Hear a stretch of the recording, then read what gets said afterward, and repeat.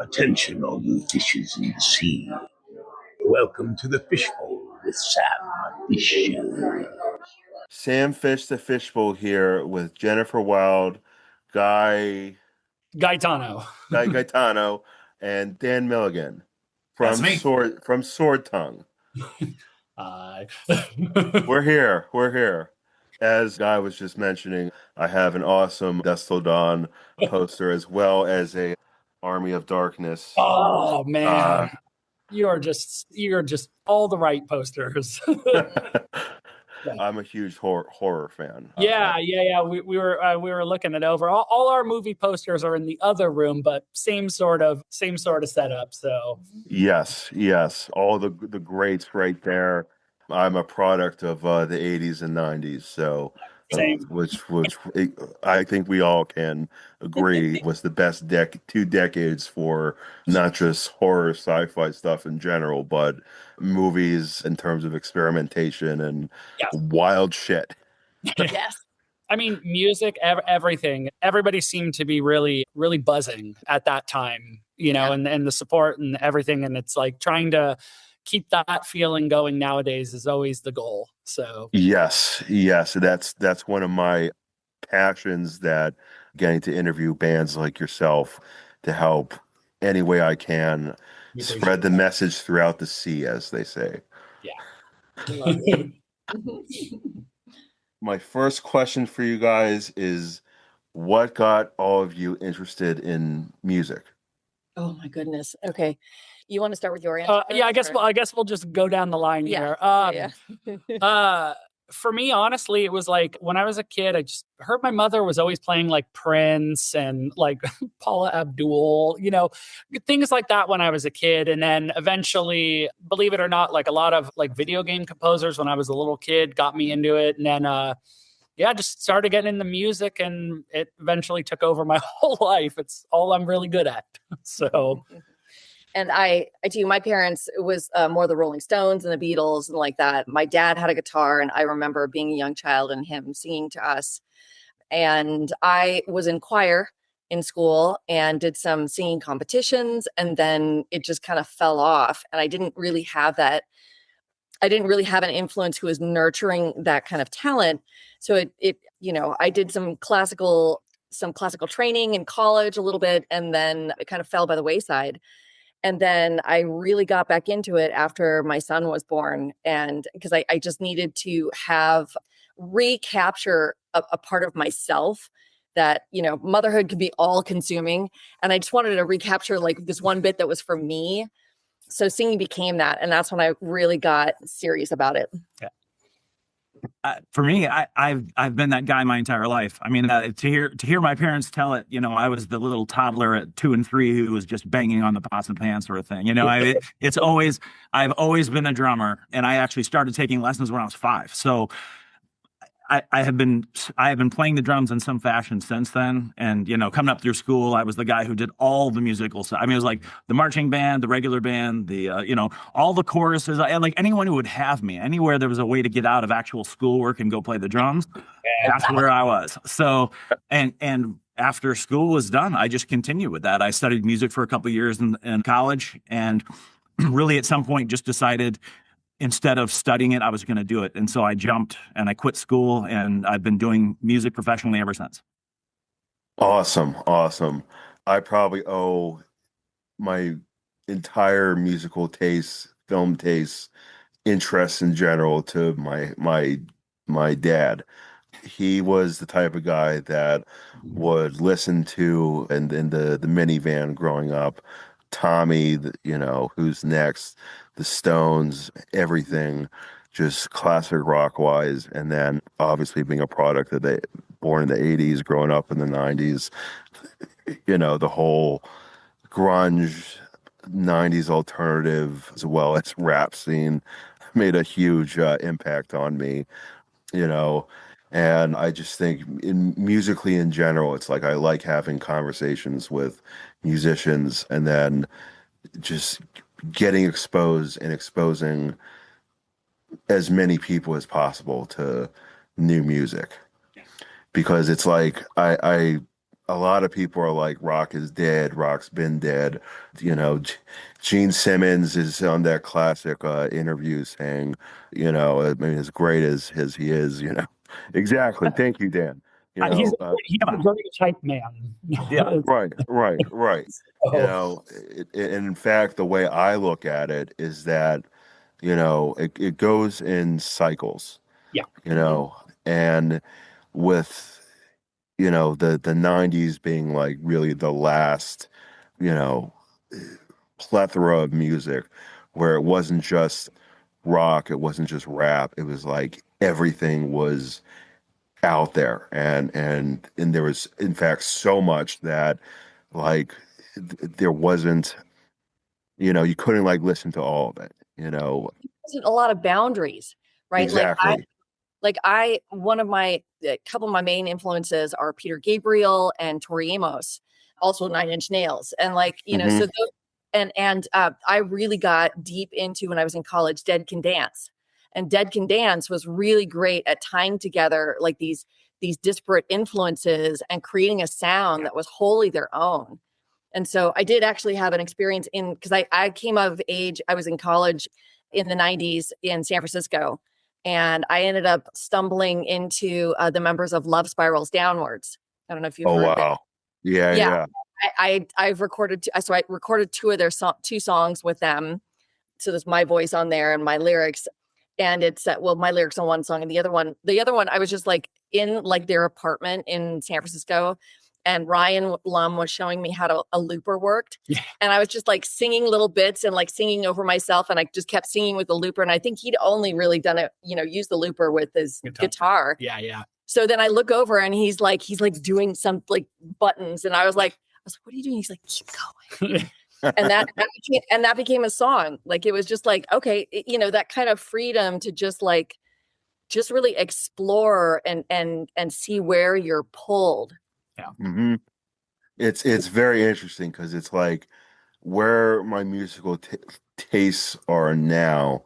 It's very like contrasting because it's like I really love listening to like shoegaze, dream pop, like psychedelic rock, and then like contrasting that, the other music genres that I really like listening to are like old school, like Sabbath sounding, you know, like metal stuff, doom metal, you know, like math rock stuff.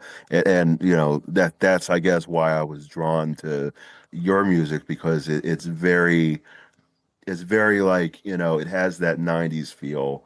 It has that like dark, you know, I can hear a lot of Nine Inch Nails kind of like influence there, as well as Tool, as well as like a lot of, I would say the like alternative metal of like the 90s is encompassed in Sword Tongue. And the thing that a new genre, it actually showed up in my Spotify like a couple years ago, is new wave grunge. And Wow. yeah, Wow. like it's actually become a genre. And it's like I love finding those bands, interviewing those bands, getting those bands music out there, because when I was in like college, just starting out, I went on a trip to Cleveland to the Rock and Roll Hall of Fame. And it was so awesome to be in there. And I, you know, I'm a fan of, you know, not just rock, not just rap, but like music in general. And when I got to the like 90s decade area, they had like a documentary playing. I forget who it was and who was saying what, but the thing that stuck out to me in that was they were saying that grunge didn't have a long enough time to live, to Yeah. really like flourish and, you know, have its course. And whoever said that also followed it up by saying it's also one of those genres that you just give it time, you will have a resurgence. Mhm. And that is like exactly what I see kind of going on right now. Well, It's exciting. Interestingly enough, thank you for those comparisons, by the way. It's super flattering. I feel, and I can feel I can comment on all three of us for this. We are the sum of our parts. And, everything that we take, it subconsciously filters into our music. And, for a long time, people have asked, well, what kind of genre are you? And that's always it's always a little bit of a weird question because remember, can you be like, can't we just say we're the 90s? Yeah, we're the 90s. Talking about like the creative push in the 90s was really the last generation. We had a very specific monoculture. Mm-hmm. And I think because of that, people were a lot more experimental and accepting of things. Like, as you were talking about this, like, I was just thinking of like the band Luscious Jackson in my head. Yes. And God. Yeah, like huge fans. And you can't really put a finger on what it is. It's just and a lot of what we do, we were discussing three of us right before we hopped on, is we just kind of do our thing and we don't really consciously say, okay, we're going to do this. It just filters out that way. And I think that's what allows, like, especially with like Dan's parts, it allows us to kind of do things a little slightly left of center. Like, not exactly the I don't want to say formulaic thing, but just more like we just kind of go where we go. Freeform. Yeah, it's very freeform, the creation. And we cover all sorts of genres. Like, that's just kind of what we do. I don't know. And it's just, to me, it's just like, that's just like 90s bands. They just do things. Yeah. So yeah. I can totally see that. And I think that's one of the best things that, one, keeps a band fresh. Yeah. Two, if you don't just like stick to one sound, you don't like, it's kind of like how in movies where it's like people get typecast. You don't just like keep that one specific audience, you keep like newer audiences, newer generations of audiences, depending on how long you're doing it.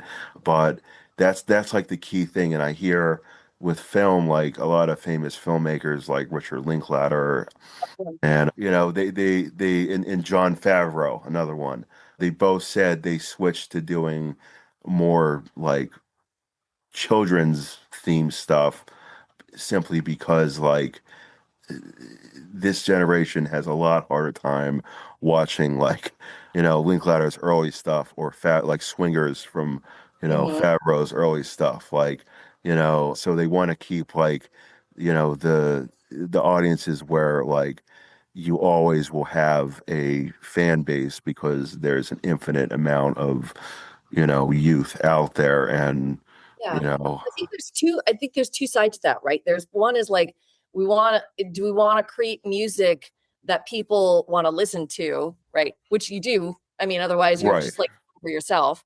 But also, like, when you start taking and synthesizing and bringing new influences, I feel like, like we've got fans in their teens and 20s, which is crazy. Mind blowing to me. Yeah. It's great. Look at, she's like, I just think your music is fire. And I was like, oh my God, our music is fire. Like, that's not something that I set out to, but like with my lyrics, at least, I try to be a little bit more universal and a little bit more like kind of archetypal is like what I'm saying. It's like, speaking about stories that a lot of people can relate to, a lot of themes. Mm-hmm. So that's kind of part of it too, besides just the musical bits. Yeah. Like fat synth. We need fat synth in this next album, those kind of things. Although with fat synth it is on the list. It is on the list. So it's always a good thing. So yeah. I feel like we tend to, like Dan and I, like our job is to really provide a nice bed for Jennifer to lay in, to let her ideas get across. It's always serving the song more than anything. And and lately in particular too, it feels like we've been more locked in than ever, especially with our newest album. I feel like I'm like, okay, we're really hitting that stride now, Well, Dan just always like, we'll have like a spark of an idea and we'll send him like, a guitar and bass line, and he comes back with this thing and it's like, oh my God, okay, now I know what to do. Right. It's like, and then she'll lock in and start arranging like really, Jennifer's like the arranging queen when it comes to music. She's like 10 steps ahead. She's like, okay, this. And it's like, got it. So it just, we all support each other like with our ideas and everything like that. And it seems to reach out across multiple age groups. Yeah. Shocking to me because, I don't really, we both have now adult children, which is very weird, in their early 20s. And we seem to even get across to that generation. And I'm like, wow, there's appetite for it. And I'm a frequent showgoer and I see, bands that are from my generation, and I see kids that are like 15, 16 years old doing their own style, their own thing. That the youth is really, it's what holds everything up. And I think always keeping that, like you were talking about with Richard Linklater and with Jon Favreau, kind of making children's movies, they keep one foot in there as well. Exactly. That's what creates excitement. That's what creates, and it's just, and it invigorates us as artists. Yes, it does. It's like, oh, okay, we are really touching on something. And it's like I said, it's mind blowing to me. So exactly. And not just that, but like, I feel like it's being shown in film now because like they don't have anything to like latch on to, and they're not willing to take like risks on artistic projects or even anything that isn't like IP, material to begin with. But the thing I see, especially in horror, is like the 90s. First, it was like the 80s was back. Now it's like the 90s is back, and they're trying to like cling on to what made things so great about both those decades.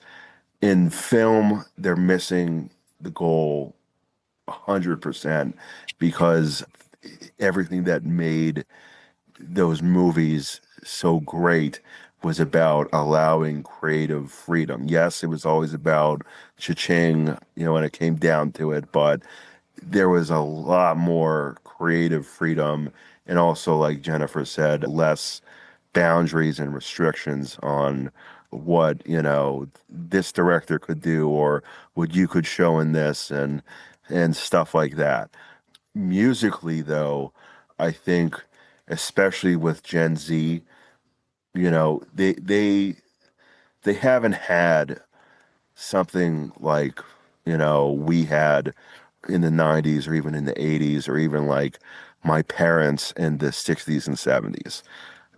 There was always, some sort of both in film and music, sometimes coinciding, sometimes just one or the other. But there was always like something major, some major scene that, the youth could cling on to. And I feel like with how like you've had Nails on a Chalkboard, Taylor Swift, Nails on a Chalkboard, Katy Perry, Nails on a Chalkboard, just everything that's like considered the mainstream, and where like in the 90s and even in like the 60s and 70s and even the 80s, all the music stuff was like, it was there was something for everyone, and the youth of today really hasn't had anything that they can call their own because movies have been rehashed, music has been rehashed, or it's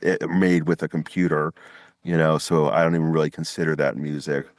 And now that like I see a huge resurgence of rock and roll, especially new wave grunge, shoegaze has a huge genre now, is exploding. The metal scene, the stoner rock scene, the electronic rock scene, just like there's like everything is exploding. I think it's in response to where we've gone in the last 25 years.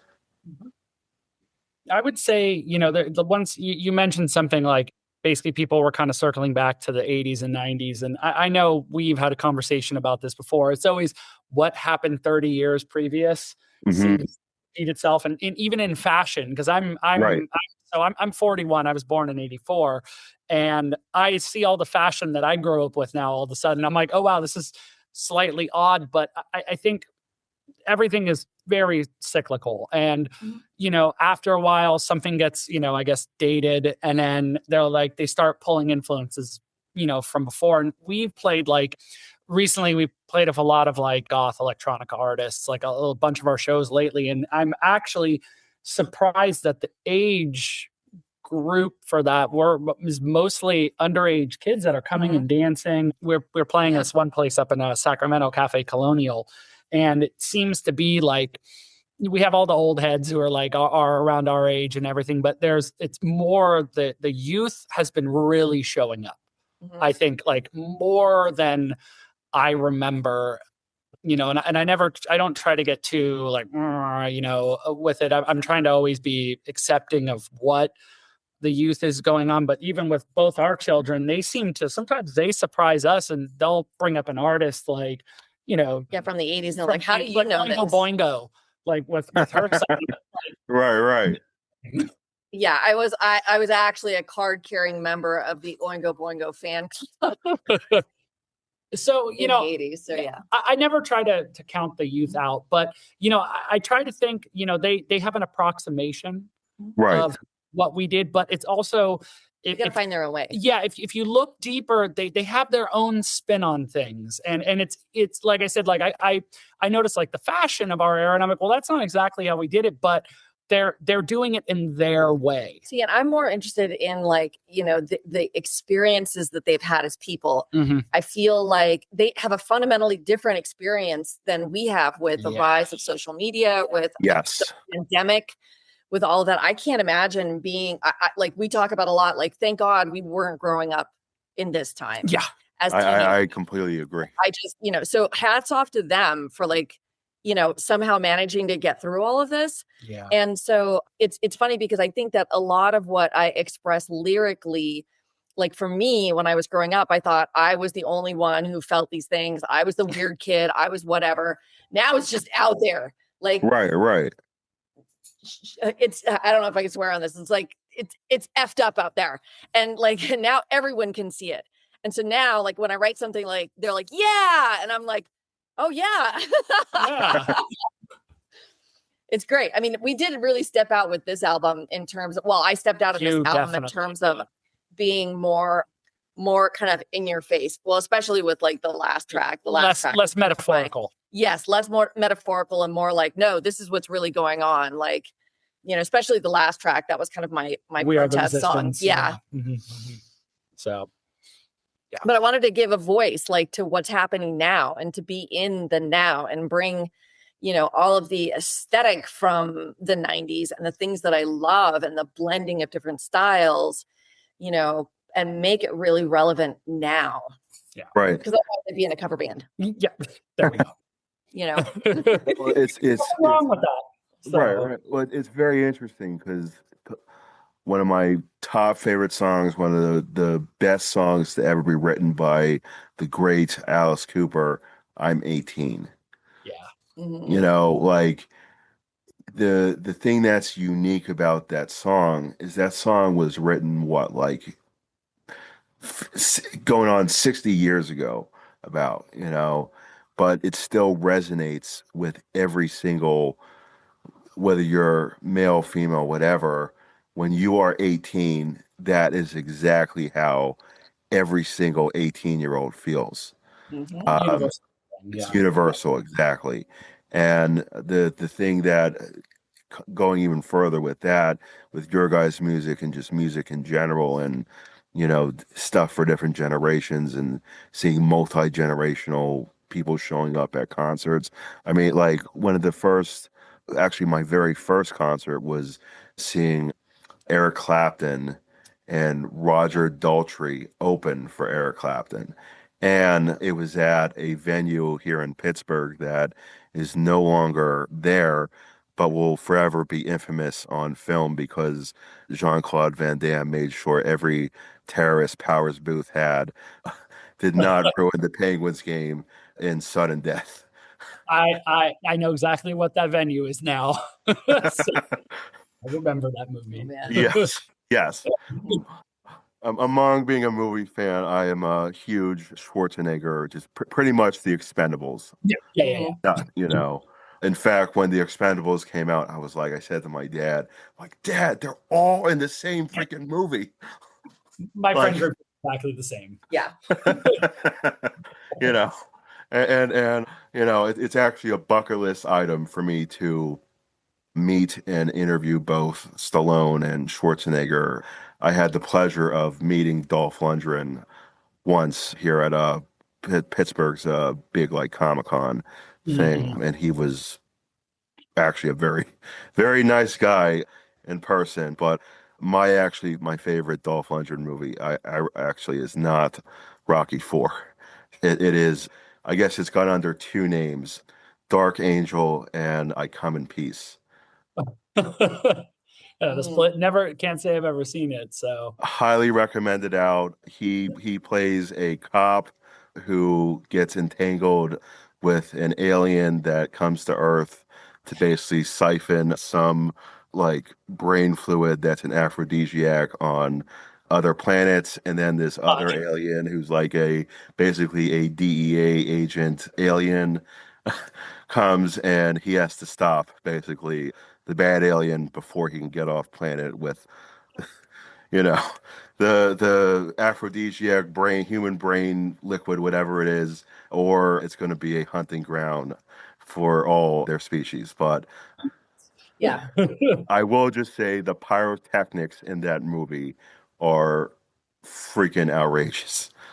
The alien has like a gun where he fires like one bullet and it just blows up like a like a car. It's like total 80s, 90s, what made everything great about like action movies back then when they actually used to blow shit up. yeah. Yeah, practical effects. Practical effects, yeah. Practical effects, exactly. Exactly. Yeah.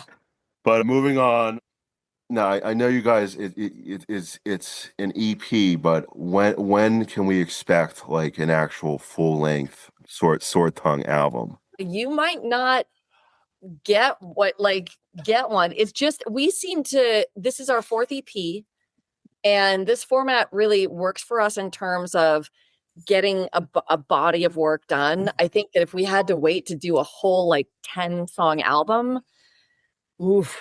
Yeah, that's always a tricky one. What do you I mean, think? multiple projects that he's working on too, and then we have our jobs. So Yeah, I hear that. Dan. I have a new respect for the EP format. I mean, I really do. Over the last maybe 5 or 6 years, whereas I am an album guy. I mean, I thoroughly enjoy albums. I think it's a great artistic statement, but EP has become like an amazing middle ground to me. And people's just don't have they just can't pay attention for that long a lot anymore. It just is. But and a single seems very short, but I mean 5 or 6 songs seems like a great way to actually still say something while still not being so long that people are going to let it ignore it. Yeah. I can totally agree with that. I mean, what is it? Blur? Weren't they like notorious for the EPs being better than the albums? Yeah, If I remember correctly. I mean, I listened to a lot of their EPs, and I remember my personal taste was I kind of like the EPs more than the album. I mean, the Gorillaz are great. I like the Gorillaz albums and as a whole unit. But Blur, great band. Not dissing them in any way, but I do kind of like the EPs a little more. It also allows you to release something more frequently, which is like super important these days. I mean, the thing is that if you're going to wait to do a record, and I still operate this way with other things that I do. And sometimes it's worth it to me. Sometimes there are 10 or 12 songs that's like, this belongs together. That's it. It's the only way to do it. But when it's not feeling like that, I mean, I think each project just dictates what's, the style of release that you should do. Yeah. And to piggyback off of what you said, Dan, I always find that, at least for me, I like to really focus on a very specific theme, and we kind of like get in and get out. And like Dan said, like I have there's certain windows of time where I'm a lot more prolific at writing, and it's much easier in my head to balance 5 to 6 songs that are extremely focused. A little behind the scenes thing. I've never thrown away a single musical idea for this band across every EP. Everything that I've written has turned into a song. And I think that I have I don't want to say an aversion to just, when in doubt, throw it out. I'm just like, if something is there, it's there. And just go for it. That first, it might be slightly different, than what you originally. Yeah, I'll be like, yeah, I like that, but play that in 3. Yeah, she's really good. Yeah. And he's like, but I don't like. I was like, no, that has to be a 7. He's like, I don't want to do that in 7. I was like, yeah, but and then I do, and she's right. So I'm very much. I like to generate ideas. Dan and Jen are very good about making those actually be good. Like when it gets to YouTube filter things in such a way. Feels like a good chunk, like you said, Dan, to like have a statement, to have like a cohesive kind of, for lack of a better word, package. Yeah. But it also is like not so much that you get bogged down. Well, we just need to fill it in with 4 more. I don't want to ever get to a point where like this song is. I did that. I had one musical project where it's just like, okay, well, now we're gonna fill in with 2 covers, and I'm like, and I actually do like the 2 covers that we did, but it was just like we're just kind of like filling the space. I don't want to fill the space. I want everything that I put out to be like, yes. Yeah, sequencing in particular is like, sometimes I feel is a real lost art with where each song goes to the next. Because if you ever ask me like my favorite albums, I can tell you it's specifically because like the first 4 songs out the gate are just like boom. Well, it's also a phenomenon of the mixtape, where the mixtape generation. Yes. So it's like the carefully curated playlists don't have the same. I think because they're skippable. You can try to like curate a good playlist that no one skips through, but there's something about the mixtape that, so each of our EPs is kind of like a little mini mixtape love letter. And it helps us release music a lot more consistently. Yeah. That's the thing. I try to write every year. I try to do a whole EP. It's probably not going to be released in that year, but I just try to consistently make sure we're capturing a moment in time where we're at. Yeah. So I can totally see that. And yeah, I'm so sorry. No, I totally get it. And I can see again where you guys are coming from with the thing today. It's even with social media, podcasting, just needing to be relevant with so much. There's this, there's that, there's all of that, there's all of this, there's everything, is out there. And you're literally, it's like, it's a great age to be living in. But at the same time, it's so goddamn hard to get each and everyone's specific stuff out there simply because you have everyone else putting something out there, as well as people, I hate to diss celebrities and the comedians that I like and everything, but they have money, and they have a lot more means and resources to get that instant fan base versus someone who, like ourselves, people in our situation, genre, whatever, may have something equally, if not better, whether it's something to say, put out, music, film, animation, whatever. But it's 10 times harder on us because we have to deal with, people who have the money and the resources to just make it happen like that. That's a battle though that's been going on from one way or the other for the entirety of humankind. I mean, that's nothing new. It just looks different, I think, these days. But I mean, back in the 90s when we're all, we're glowing about the 90s. But I mean, back then, if you didn't have solid money from a label, there was nothing for you. Yeah. You couldn't move 1 inch without it. And so, I mean, you can't have everything, right? I mean, it's nice that now everyone can do it, but the downside Right. is everyone can do it. Right. Exactly. It's like a love-hate relationship. Like I'm one of those people that like I see where people come from with saying the dangers of social media. At the same time, I'm like, well, as a podcaster and someone who's trying to be quote unquote what would be a content creator, you have to use it. And it's like there's always going to be the love-hate relationships with whatever is relevant, especially when it's a means to promote art in some form, whether it's music or film or whatever. Again, but and Dan, you're absolutely right. It's been there since the dawn of time, or at least where we're at as getting to be a quote unquote modern civilization. Even though I think we're deteriorating somewhat. Um, which again could be a good reason why we're having a musical resurgence of rock and roll, because where there's those like gaps and having something for whether it's the youth or just us as human beings in general to latch on to as some form of not just like of an escape, but also an artistic influence and something to keep our minds off the chaos and how it's such a fucked up world, that we live in. But, I think, it used to be film a lot more and music, I think equally for me growing up. But now I want to say I watch probably less and less, movies, TV, and the movies and TV that I consistently watch is stuff that I grew up with, not new Mhm. movies. But musically, I listen to pretty much, new stuff when it's on my own time. When I'm at work, I listen to more like classic rock and stuff like that. But if it's just me deep diving and wanting to explore and get into new music, see what's out there, what, is on the rise, it's definitely music. And I think what I was trying to think what I think we were talking before, the the uh the comparisons between like music and film and everything, and also like the mixtape and trying to like insert everything in the right order.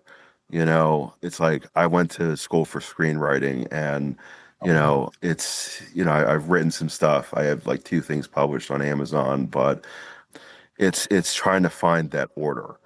Like when you tell a story, whether it's through music or literature or film, you have to figure out what the right sequencing is Mhm. to introduce, the right chords, the right plot points, the right like elements to keep the listener or viewer or reader engaged, to be like, I can't put this down. I can't take the earphones off. I can't, peel my eyes away from the screen.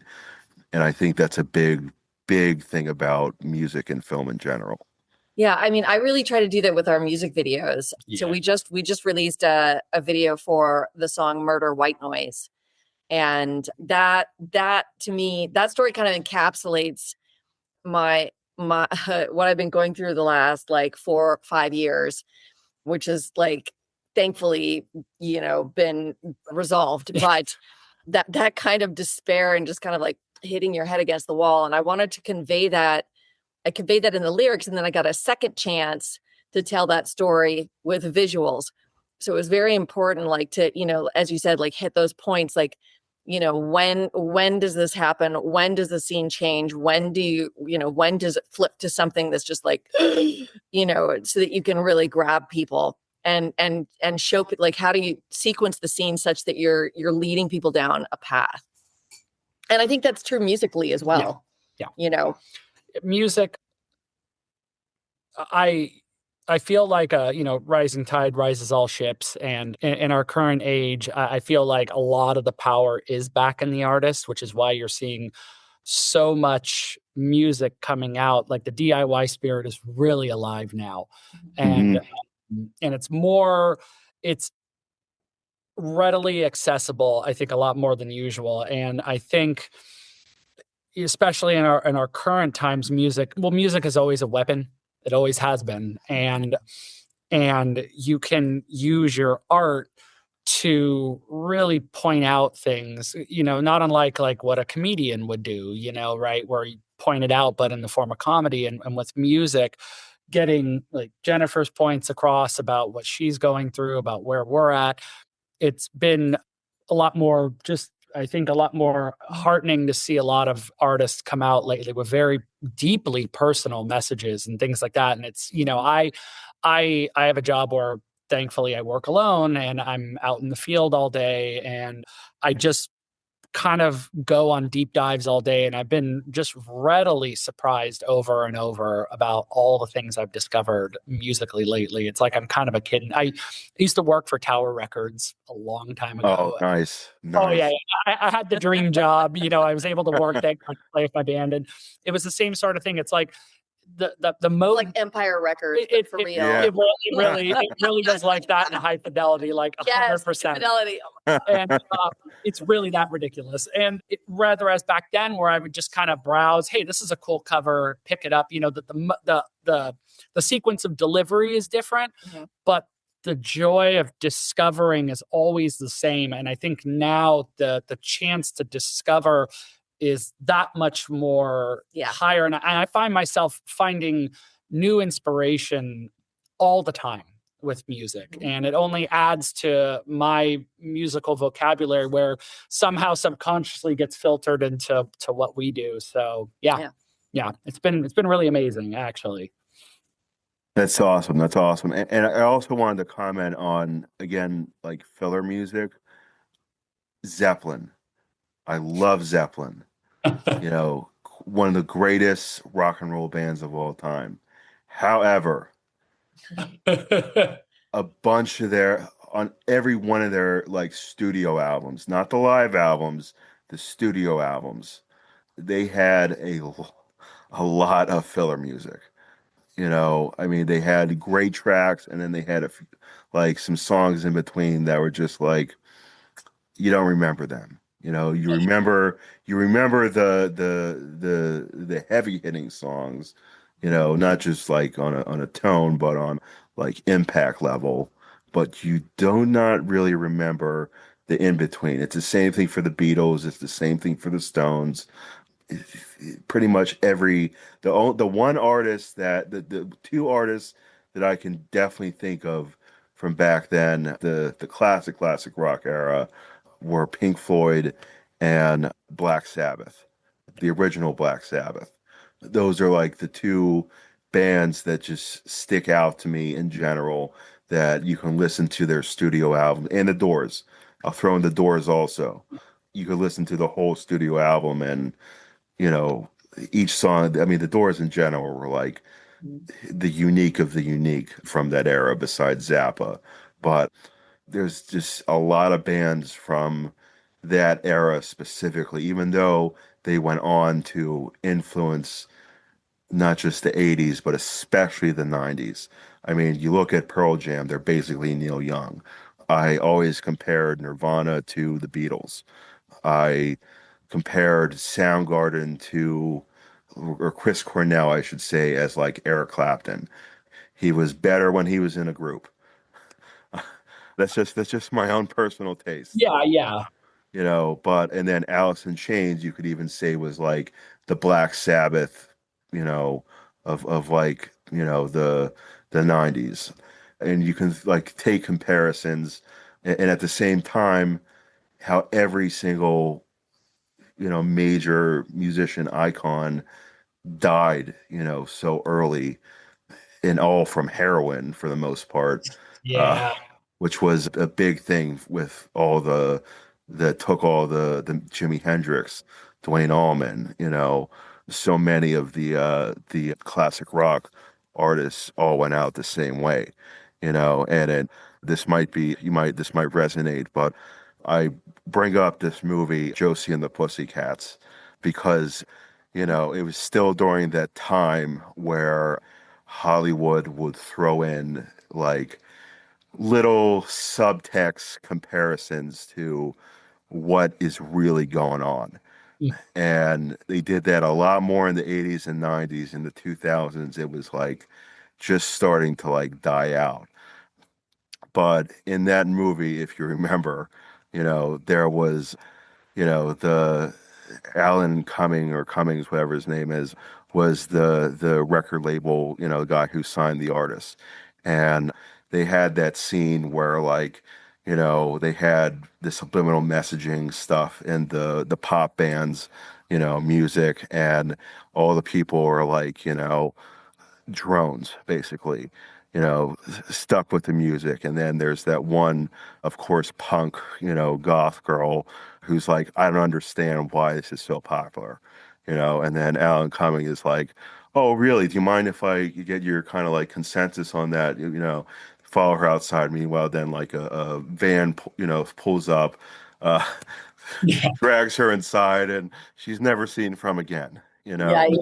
thing, but where I'm kind of going with that is like, I feel like, especially really since like the 2010s into now, with the exception of like what we're talking about with like how there's a resurgence of like rock that I feel is like maybe nudging away, the drones, from being stuck, and whatever so and so is telling you to do, or telling you what to listen to, or telling you what to do in general, to anarchy, free your mind, as and your ass will fall, as they say. Yeah. I haven't heard that in a while. Yeah, that's been a little bit. You know, with popular pop music and things, I've always been like, it has its place. Everybody starts somewhere, and pop music has been around since music has been around, and I tend to. Well, here's the thing: pop music, as it's thought of, is really the music business. Yes, Right, It's right. songwriters, it's producers. It's a whole different animal than the way Dan and Gaetano and I make music together. Yeah. Right? It's just a different it's thing. a different thing. It's yeah. a business. We're not a business technically. Well, we don't run it like I don't know. Like that's not why we're doing. We don't have quarterly goals. Right. Yeah. There. Man. Sorry. Gotta get my TPS reports in. TPS reports. Somebody's got a case of the Mondays. Yeah. Exactly. We're doing this because we love it. Yeah. Sword Tongue in particular. Like there's I also have other artistic pursuits, and you have other musical pursuits, and Dan has other projects. And so we, and of course Dan's, that's his, that is your business. But Sword Tongue itself is not like, that's not what drives us to, and we don't have the backing of, or we don't have like the machine that's grinding us through that process. So it's, I think it makes sense that the way we sound and the way other people sound that are more DIY like us, is different than what you'll hear. And I think Dan could, also back me up on this one. When we pass musical ideas back and forth, sometimes we don't get back to each other for a few weeks. It's just like, that's like, oh, I'm sorry. And I was like, it's just like, no, just create when you feel like it. Because, and I find, having as low stress pressure of an environment allows you to, might be the opposite of how you actually create diamonds under pressure. But for us, it just seems to, that relaxed atmosphere allows us to be, to enjoy the creative process. enjoy the creative process. Because the creative processes can be takes a lot out. Well, at least for me personally, it takes a lot out of me when I really get in. Well, I don't want to impose that, but like when I really get down to brass tacks about stuff, like I'm after I'm done, I'm done for the day. Pretty much, I'm like, and I'm done. So no, I totally feel that. For me, going on a writing binge, it's like, if that means it requires me getting up at around 5, 6 ish, and then like just going full fledged. And then by like the afternoon, I'm so like mentally kind of wiped that I need to stop and just like take time to recharge again, whether that's for, days, weeks, hours, whatever.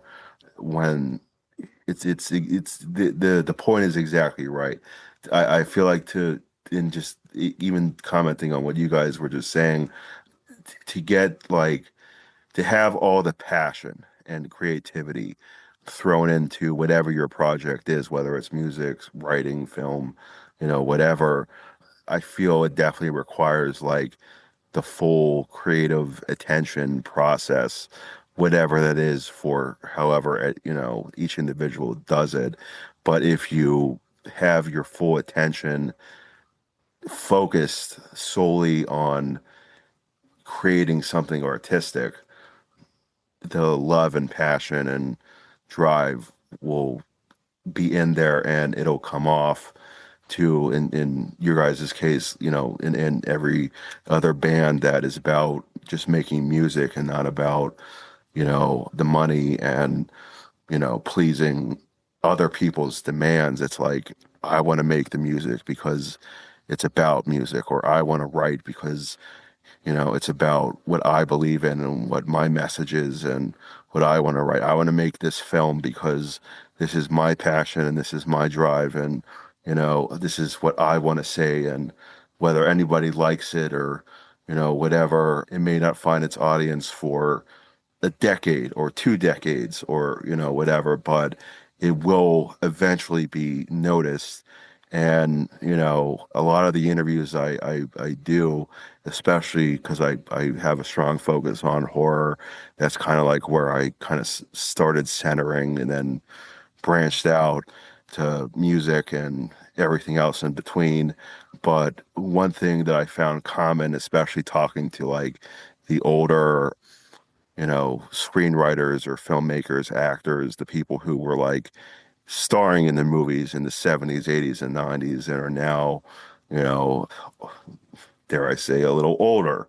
Uh, but they have like a retrospective on people like me who are, 30 years plus, younger than them, coming to them and basically saying, this movie that I watched when I was this age, versus when, it originally came out and, that was the audience that it was, appealing to at that specific time frame, had such an impact on me as an individual and apparently on a lot of other individuals that like you've now created a whole generation that grew up on rewatching this specific film or listening to this specific album.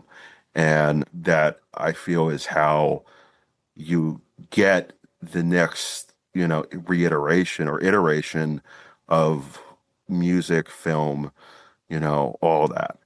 I do kind of feel with film, it's a lot more restrictive in terms of what they'll allow, how much creative freedom, what makes money versus what doesn't.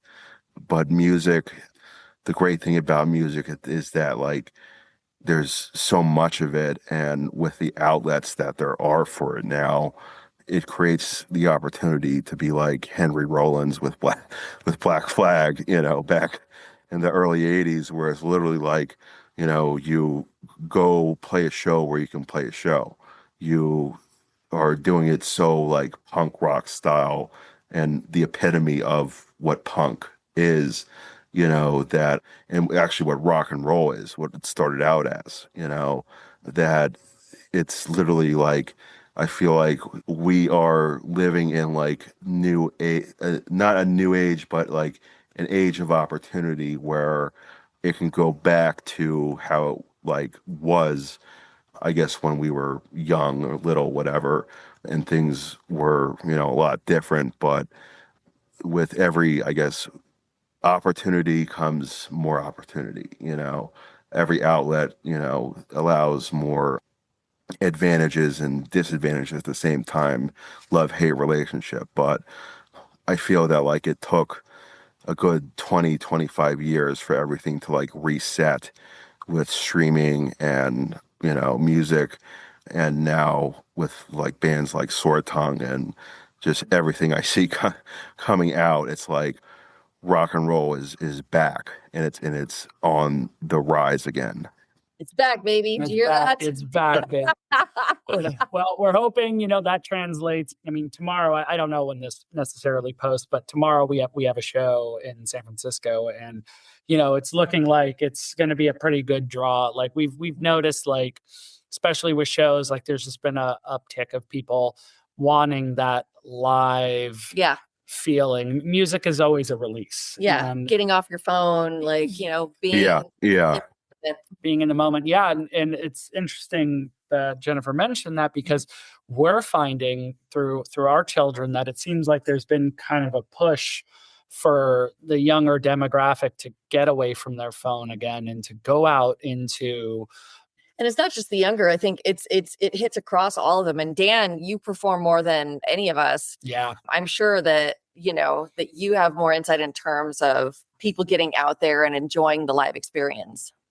I just love it so much. It's just one of those things that just it tends to bring people of all ages together, which I think is kind of amazing. I mean, some of the I play with a handful of different bands, but in the one that plays the most, it's like there's 5-year-old kids and there's 85-year-old grandmothers there.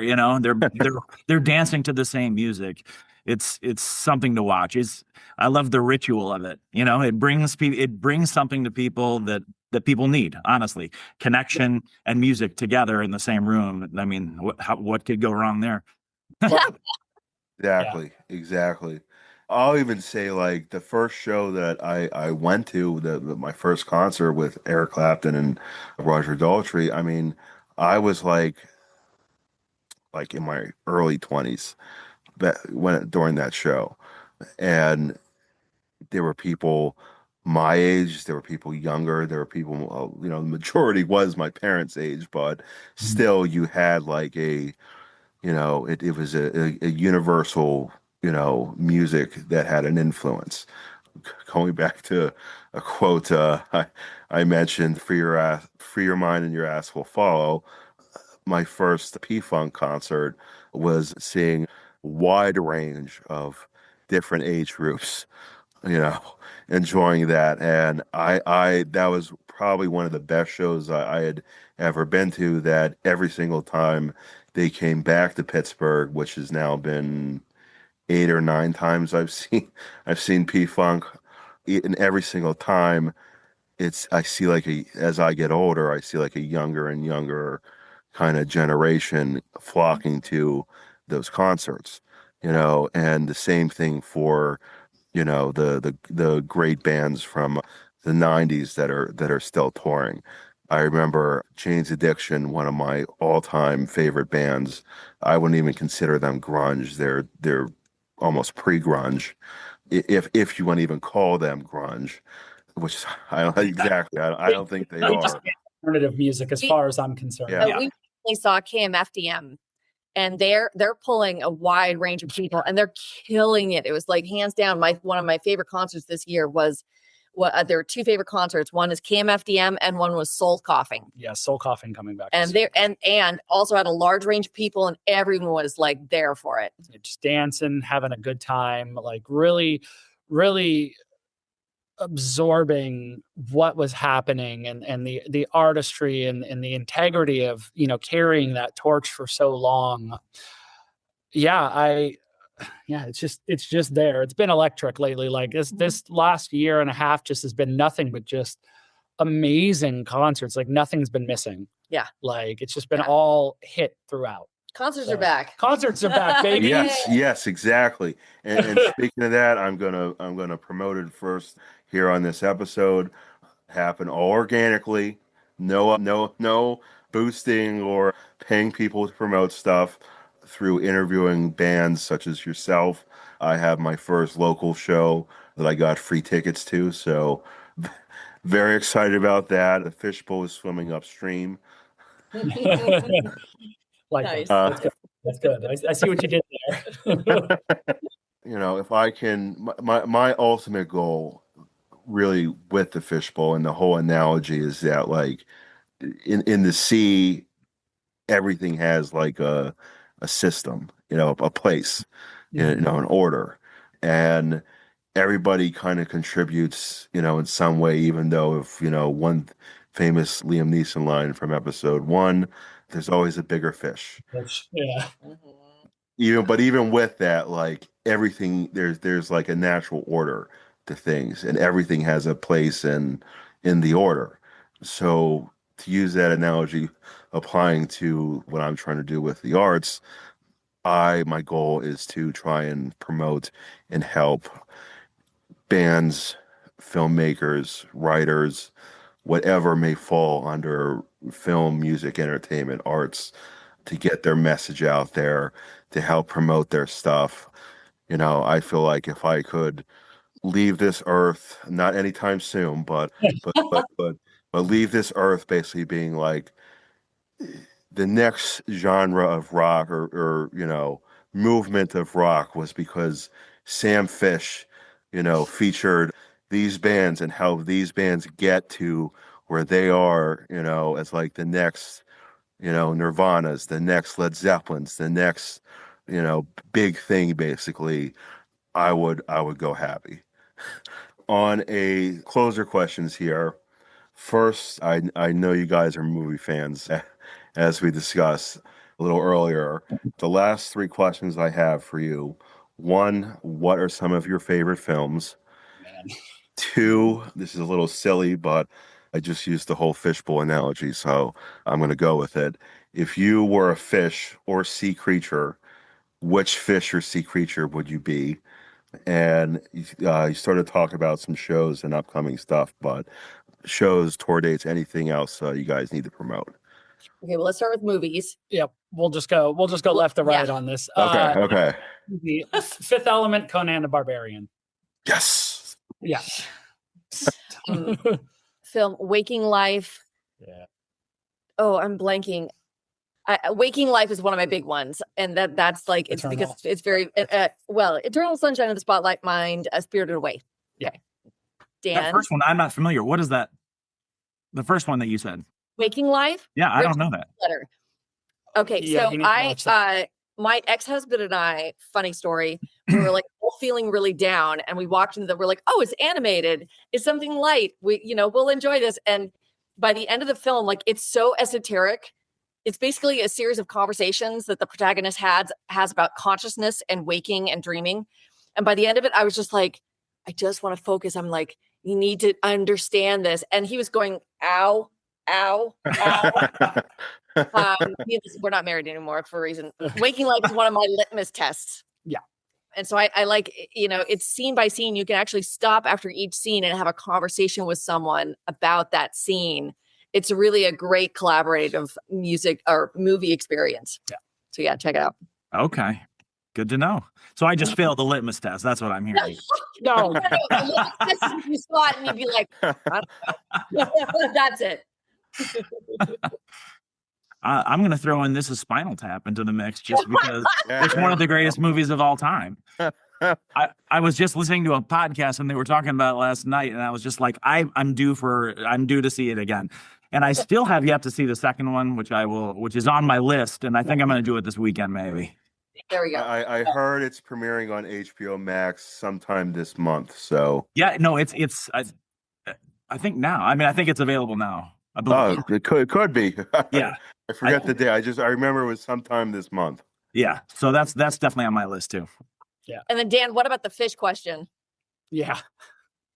I mean, Yeah. Shark. Come on. The shark, right? And you? No, you first. Oh, narwhal. Absolutely a narwhal. Like, you could be the narwhal too. I'm the narwhal. Yeah. So I mean, You can't all be narwhals. it's got a damn tusk going through its mouth. That's amazing. I guess we're narwhals. We're narwhals. Which is funny because we've always said that we're each other's unicorns. Yeah. So the narwhal is the unicorn of the sea. Yes, exactly. And then the last question was one more time. I'm sorry. Yes, no, it was about Shows. Yes, tours. So yeah, as we said before, we have a show tomorrow, the Kilowatt in San Francisco. It's California. a matinee show, which is awesome. From 1 to 5, we are the headliner. We'll be playing with Crash Davidian and Agnes Twin. Both amazing. Please check them out. As far as album, our latest album, Bonfire in the Tempest, available through our Bandcamp, available for streaming, and also available on cassette. Cool little red cassette. Yes, because cassettes are back, baby. I know. And we have and inside I have a poem in there that kind of ties all of the song titles together. It really kind of wraps the album in a bow. Yeah, and then we have shirts, stickers, everything through our Bandcamp page. Yeah. And then we're hoping to next year will be the year that we schedule a tour. Yes. Whether that is the Pacific Northwest or we may be heading to Norway. Potentially doing some Scandinavian. Oh, nice. We're in some discussions. It depends. Obviously, it depends on some other things, Yeah. But yeah, we're looking to start finally stepping out there, stepping inside our fishbowl. Yes, swimming upstream, and we're hoping to start garnering a larger audience and everything like that. There seems to be a bit of a buzz for us now. And now it seems like strike while the iron's hot, sort of. Exactly. We got to get you guys to come to Pittsburgh, not Philly, Pittsburgh. Okay. Fuck Philly. They steal all the best shows from Pittsburgh. I'm so freaking fed up with Philly. I understand why there's such a rival between the Steelers and the Eagles. It's not, and I'm not even a sports guy.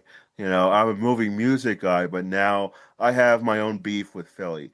Stop stealing our shows. Yep. Right. Wait a second. How far is Pittsburgh from Chicago? I want to say it's about not close.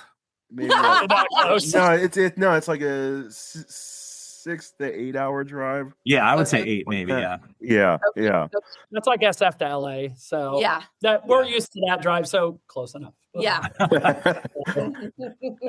And I feel like with the cassette thing, I have to share this story before we go, because it's also commenting on mixtapes and the effect that they can have on people. My very first job was working in a gas station. It was during the time where mixtapes, mix CDs, whatever, were like huge. And I started out making like mix CDs, I'll say, of like all the best like classic rock stuff. Then I moved up to the 90s stuff and more modern and all that. But there was this old painter guy. Well, not old. He was like around a little older than my dad, a couple years older. But he had a very he did a lot of acid back in the day type vibe, and probably is a big pothead. Yeah. But he would come in the store in the morning, gas up, and for his truck, whatever, and he would always comment on like my music that I would play, and he's like, "Man, I haven't heard that since I was like younger than you, and I was 18 at the time, and we got to chit chatting, and he was like, he introduced me to 2 bands, I'll name them, that I'd never heard of. One is Atomic Rooster. The other was a Spooky Tooth. Spooky Tooth has one of the best. I actually like their cover of "I Am the Walrus" more than the Beatles, and Atomic Rooster has one of the best percussionists, which I think you'll really appreciate, Guy, or Dan, I should say. One of the best percussionists I have ever heard, especially for bands from the classic rock era, which then led to, I said to him, well, it's no big deal. I can make you like a mix CD or something, So I made him a mix CD of Atomic Rooster and Spooky Tooth, 2 separate, CDs. And, I gave them to him. He drives off. A couple weeks later, he comes back and he's like, man, I've been listening to those mix CDs you made for me. I haven't heard those songs since I was like younger than you are. And he says to me, you know what? I have these like old school 70s cassette suitcases full of cassettes, my collection. He's like, my son isn't going to do a damn thing with it. You look like you'd actually, take care of them, appreciate them, and everything. Do you want them? Like, holy fucking shit, yeah, I want them. Yeah. Right. So he comes, it's like, oh, I'll bring him to you next time I, stop by. So, a week goes by, he stops by in the morning and I walk to work. So Yeah. I'm like, I'm lugging these like in both hands, walking home, uh, these heavy, old school Yeah. suitcases with slots for each cassette, Yeah. and then I get home. I don't even bother to look what's in them at work. I'm waiting till I get home. I open them up. I open both, chests of the suitcases up, and I'm like, I hit the fucking gold mine. Yeah. Good stuff. There's like everything from Skinner, Sabbath, Zeppelin, the Beatles, Hendrix, every single thing that I'm sure is probably worth something, now that I will never give up. My goal is to like pass it down to someone who, will do the same thing that I did, Yeah. and so on and so on. That'll be like the rules, you can only have this if you do so and so, but that was my little story on Nice. commenting on mixtapes, cassettes, and the effect of music and the order of Yeah. everything and all that. But for my film favorites, I'll go with Total Recall and Predator as side by side. Total Recall is actually my first R-rated movie at age 5, uh, Yeah. which set the bar pretty high, Yeah. because it's only uphill from there. And if I were a fish, well, I guess I am a fish, I would be a combination of a shark and a salmon, specifically because shark, you got to be able to swim with the sharks, and do business and all that. And a salmon, here's the quote, swims upstream Yeah. against the current. Yeah. Yep. Nice. You had it all. You had it all ready. Yeah. Yeah. Thank you so much for having us. We really appreciate it. Thank you. Absolutely, Yeah, absolutely. It thanks, was a Sam. pleasure Appreciate having this. you guys on. Absolutely. And I look forward to round 2, another swim in the bowl. Sweet. Absolutely. We'll do that. Thanks so much. Thanks so much. Awesome. Hey there, all my fishes in the sea. Thanks for tuning into today's episode and for being a subscriber. Your continued listenership and support means the most and helps keep the show growing to deeper and deeper depths. I want to let all my guppies in the sea know the Fishbowl has now officially partnered with FastCustomShirts.com, where they're now selling custom Fishbowl t-shirts under their podcast and website section.